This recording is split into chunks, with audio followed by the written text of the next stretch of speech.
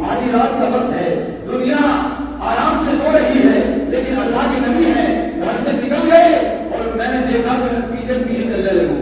ہماری اور آپ کی ماں حضرت عائشہ صدیقہ رضی اللہ تعالیٰ عنہا ارشاد فرماتی ہے کہ پیچھے پیچھے گئی کہ کہیں اللہ کے نبی کو کوئی حاجت تو پیش نہیں آ گئی ہے، کوئی معاملہ تو پیش نہیں آ گیا ہے. اتنی رات میں کہاں جا رہے ہیں؟ رات کا تیسرا پہر ہو چکا ہے، اتنی رات میں اللہ کے نبی کہاں جا رہے ہیں؟ فرماتی ہے میں پیچھے پیچھے گئی، جا کر دیکھا اللہ کے نبی جنت البقیع میں پہنچ جاتے ہیں. تاکہ مدینے کے قبرستان کا نام ہے جنت البقیع، جنت البقیع میں پہنچے اور اللہ کے نبی وہاں جا کر کے مردوں کے لیے رو رو کر اتنے رو رو کر کے بخشیوں کی دعا مانگ رہے ہیں، گڑ کر رو رہے ہیں میرے مولا میری امت کی بخشش فرما دے، امت کی مغفرت فرما دے. مصطفیٰ رو رہے ہیں. حضرت عائشہ فرماتی ہے کہ قبرستان میں اللہ کے نبی اتنا رو رہے تھے کہ آپ کا دامن آنسوؤں سے پورا بھیگ چکا تھا. اللہ کے نبی رو رہے ہیں مولا میری امت کی مغفرت فرما دے، امت گناہگار ہے، سیاہکار ہے، امت کو میرے حوالے فرما دے. کائنات کا سرور کائنات صلی اللہ علیہ وسلم دعا مانگنے کے بعد پڑھتے حضرت عائشہ کرتی ہے یا رسول اللہ آج یہ کون سی رات ہے جس رات میں آپ قبرستان میں جانے کے بعد دعا مانگ رہے ہیں، مردوں کی بخشش مانگ رہے ہیں، اپنی امت کے لیے بخشش طلب کر رہے ہیں. تو اللہ کے نبی نے ارشاد فرمایا عائشہ تم کو معلوم نہیں ہے آج وہ مبارک رات ہے، اس رات میں جو اللہ تبارک و تعالیٰ سے جائز تمنا کرتا ہے، جائز دعا مانگتا ہے، اللہ تبارک و تعالیٰ اس کی دعا کو قبول فرماتا ہے، رد نہیں فرماتا ہے. آئیے میں آپ کو بتاؤں اللہ تبارک و تعالیٰ اس رات میں توبہ کو کیسے قبول فرماتا ہے. سبحان اللہ. اور یہ یاد رکھیں آج کی رات میں اگر کوئی کسی سے ناراض ہے، کوئی بھائی بھائی سے ناراض ہے تو اس سے ایک دوسرے سے گلے ملنے معافیا مانگ لے. اگر باپ ناراض ہے باپ سے معافیا مانگ کر راضی کر لے. اگر ماں بیٹی سے ناراض ہے، بیٹی ماں سے ناراض ہے، وہ معافیا مانگ لے.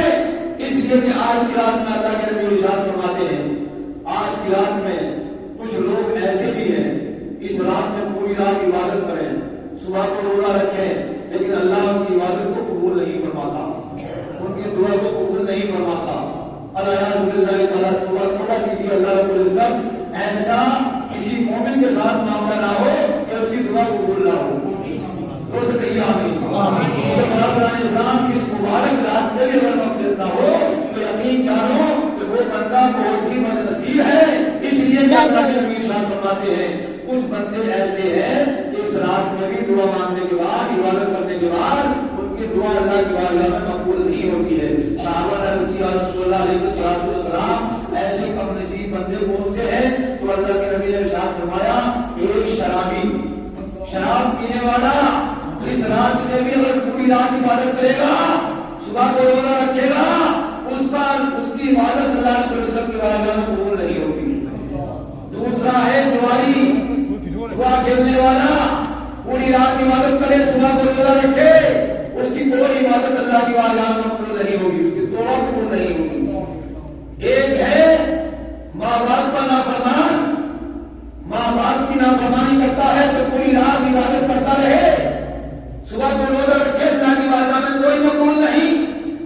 ایک بندہ ہے نجومی جو جادو کیا کرتے ہیں، جادوگری کا کام کیا کرتے ہیں، یا جو نجوم جس کو کاہن کہتے ہیں کہ بے وجہ لوگوں کو وہم میں ڈالتے ہیں، مسورے ڈالتے ہیں ذہنوں میں، اور جو بلا وجہ کسی پر جادو کرتے ہیں، کسی بندے کو کسی مسلمان کو پریشان کرتے ہیں جادو کے ذریعے سے، ان کی بھی اللہ تبارک و تعالیٰ کی رات میں مغفرت نہیں فرماتا ہے.